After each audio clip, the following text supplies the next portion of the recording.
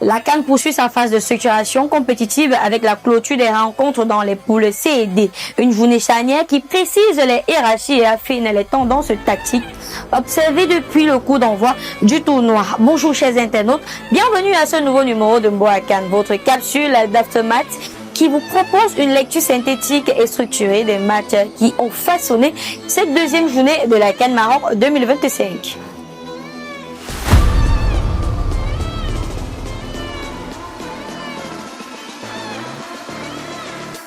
Dans la poule C, le Niger boucle une phase de groupe parfaitement maîtrisée en s'imposant 3-1 face à l'Ouganda. Déjà qualifiés, les Super Eagles se terminent avec un parcours sans faute, fondé sur une circulation fluide du ballon, une occupation intelligente des couloirs intérieurs et une efficacité offensive constante. L'Ouganda, en difficulté dans les phases de projection, quitte la compétition avec un seul point. Dans l'autre affiche, le match nul 1-1 entre la Tunisie et la Tanzanie valide la qualification des deux sélections.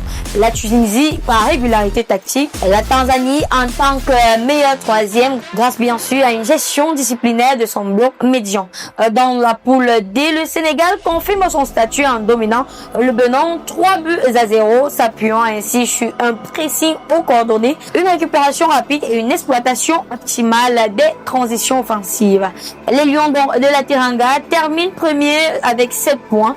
Dans le même temps, le Congo assure sa qualification en s'imposant également 3-0 face au Botswana, profitant ainsi des déséquilibres défensifs d'un adversaire dépassé et définitivement éliminé. Ces résultats confirment une CAN 2025 marquée par une maturité tactile croissante ou encore la maîtrise collective, la gestion des temps faibles et l'efficacité dans les zones clés conditionnent l'excès aux phases à l'élimination directe.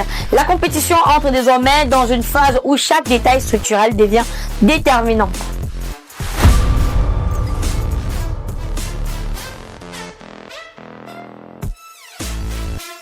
Merci donc, mesdames, messieurs, de nous avoir suivis dans ce nouveau numéro de Mboa CAN. La suite s'annonce tout aussi intense avec les prochaines rencontres prévues demain qui pourraient définitivement redistribuer les cartes avant les huitièmes de finale. Avant bien sûr de se quitter, nous tenons à adresser tous nos encouragements aux Lions indomptables du Cameroun qui croiseront le fer avec la Mozambique avec un objectif clair. Conserver la première place de la poule F. Bonne chance donc aux Lions et rendez-vous à très vite pour le prochain numéro de cette synthèse.